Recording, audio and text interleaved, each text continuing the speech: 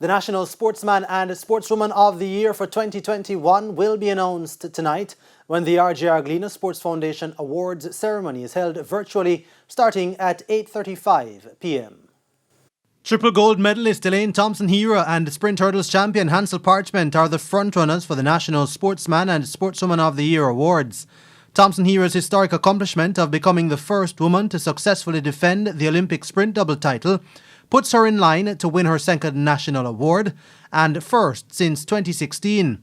She is joined by sprint relay gold medalist and 100-meter bronze medalist Sharika Jackson, sprint relay gold medalist and 100-meter silver medalist Shelley and Fraser Price, sprint hurdles bronze medalist Megan Tapper, and West Indies women's cricket team captain Stefani Taylor.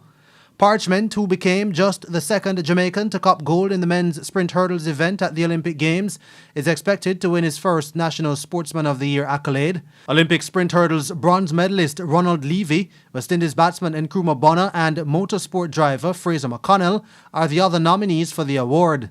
The People's Choice Performance of the Year Award, the Chairman's Award, the Gleaner Newspaper Iconic Award and the VM Youth Award are the other major honours which will be announced on the night.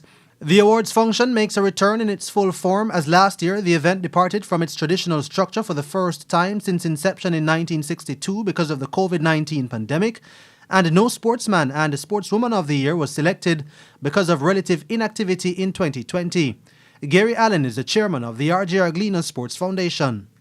What that means is that this year, the view of the directors of the board and having consulted with I think it's almost 40 or it may have been 42 sporting associations and federations.